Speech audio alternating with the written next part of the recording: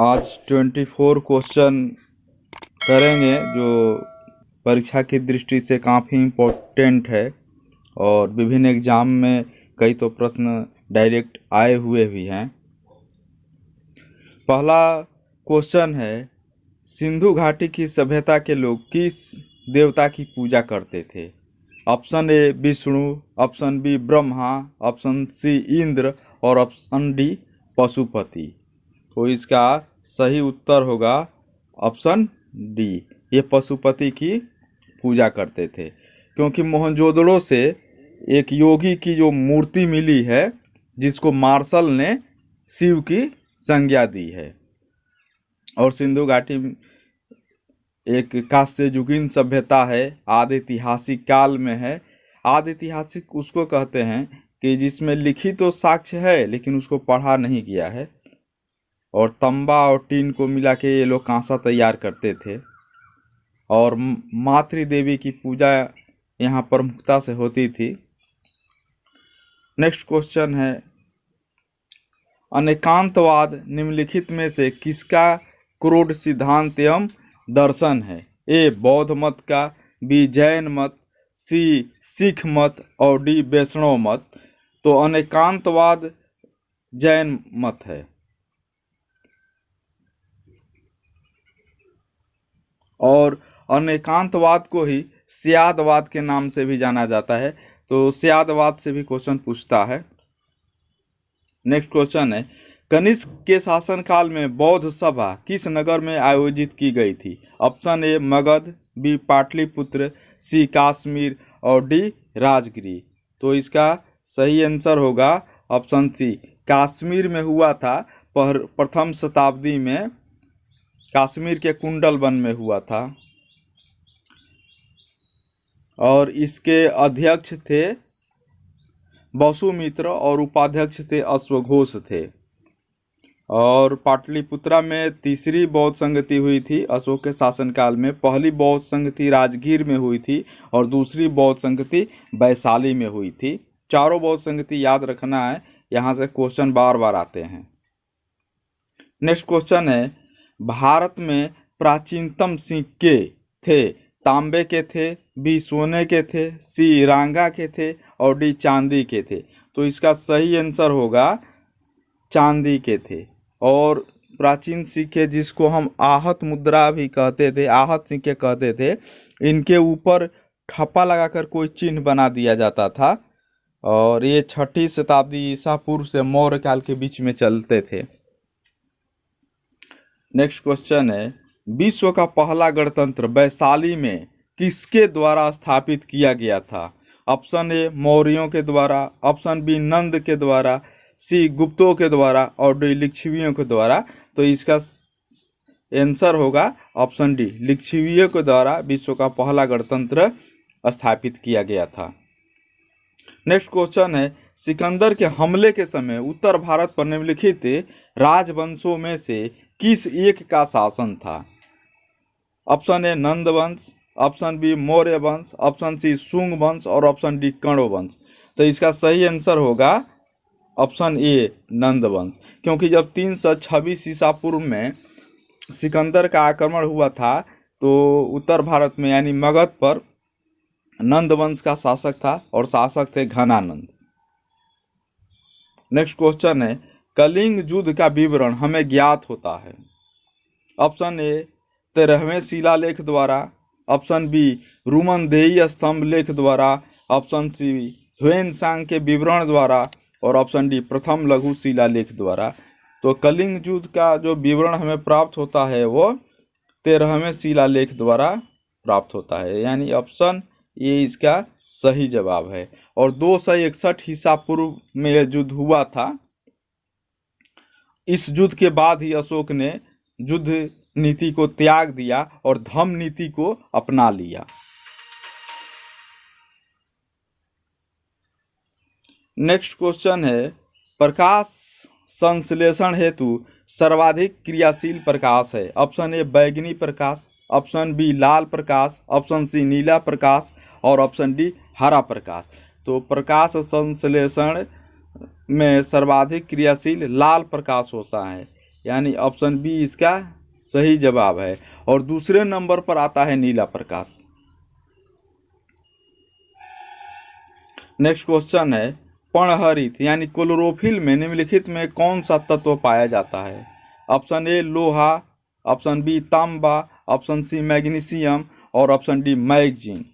तो पर्णरहित में यानी क्लोरोफिल में मैग्नीशियम धातु पाया जाता है। ऑप्शन सी इसका सही जवाब है। नेक्स्ट क्वेश्चन है, प्रकाश संश्लेषण होता है रात्रि में, बी दिन और रात्रि में, सी दिन में अथवा रात्रि में और डी केवल दिन में। तो प्रकाश संश्लेषण की जो क्रिया होती है इसका ऑप्शन सी आंसर है, दिन में अथवा रात्रि में होती है। प्रकाश संश्लेषण में प्रकाश ऊर्जा न रासायनिक ऊर्जा में परिवर्तित होता है और जो समुद्री शैवाल होते हैं वो चंद्रमा के प्रकाश में प्रकाश संश्लेषण की क्रिया करते हैं तथा विद्युत प्रकाश में भी पौधे प्रकाश संश्लेषण की क्रिया कर पाते हैं। नेक्स्ट क्वेश्चन है, कौन सा हार्मोन लड़ो और उड़ो हार्मोन कहलाता है? ए इंसुलिन, बी एड्रीनेलिन, ए एस्ट्रोजेन और डी ऑक्सीटोसिन। तो इसका सही जवाब है ऑप्शन बी। एड्रीनेलिन को लड़ो और उड़ो hormone, fight and flight hormone के नाम से जाना जाता है। ये मेंडुला से स्रावित होता है और यह संकट काल में उचित निर्णय लेने में सहयोग करता है और उस समय ब्लड प्रेशर और हृदय की धड़कन दोनों को बढ़ा देता है यह हार्मोन। नेक्स्ट क्वेश्चन है, आयोडीन की कमी से होता है यानी कौन रोग होता है? तो ऑप्शन ए है रतौंधी, ऑप्शन बी है कर्क रोग, ऑप्शन सी है घेंघा रोग और ऑप्शन डी है अस्थि सुषिरता। तो आयोडीन की कमी से घेंघा रोग होता है, ऑप्शन सी इसका सही जवाब है। होता है कि आयोडीन की कमी से जो थायराइड ग्लैंड है ना उसमें वृद्धि होने लगती है जिसके कारण घेंघा रोग हो जाता है।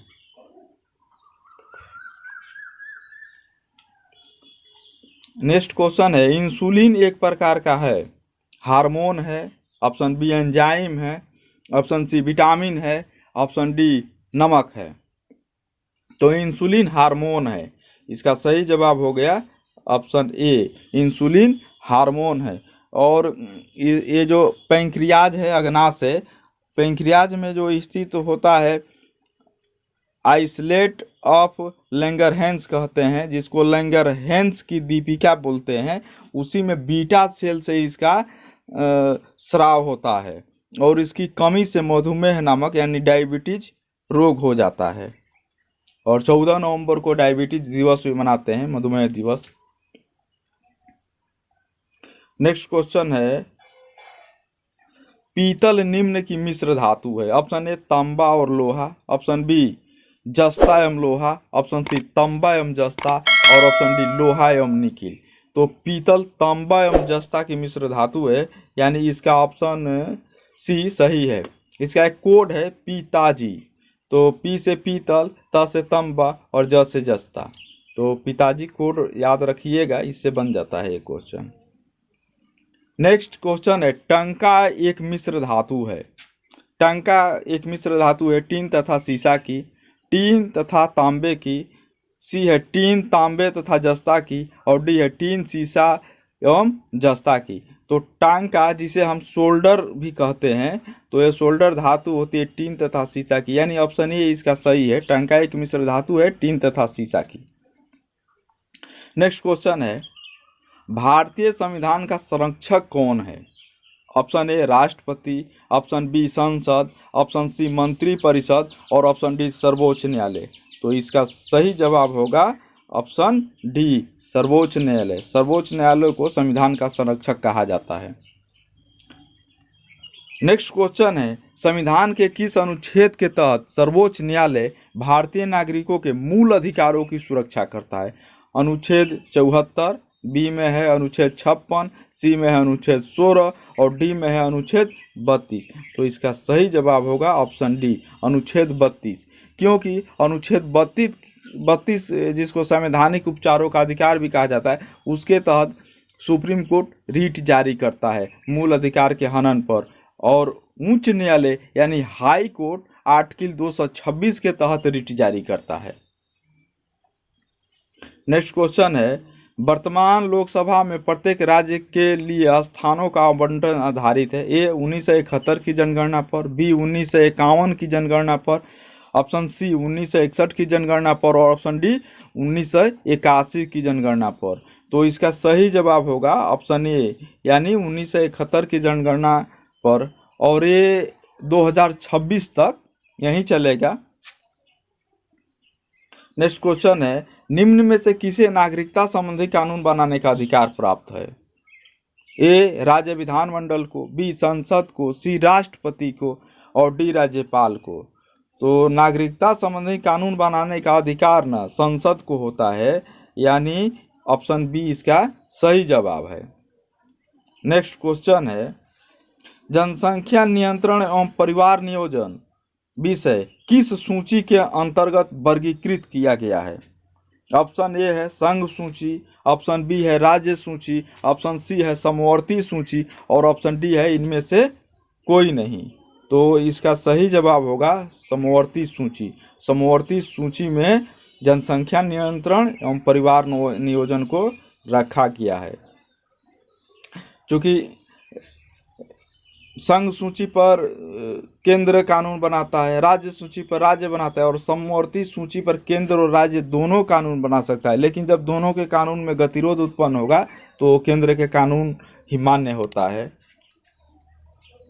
नेक्स्ट क्वेश्चन है, कौन सी जल संयोजी यूरोप को अफ्रीका से पृथक करती है? मतलब कौन जल संधि यूरोप को अफ्रीका से पृथक करती है? ऑप्शन ए है बॉस्फोरस, ऑप्शन बी है जिब्राल्टर, ऑप्शन डी है डोबर जल संधि, ऑप्शन डी है बेरिंग जल संधि। तो इसका सही उत्तर होगा ऑप्शन बी, जिब्राल्टर जल संधि यूरोप को अफ्रीका से अलग करती है।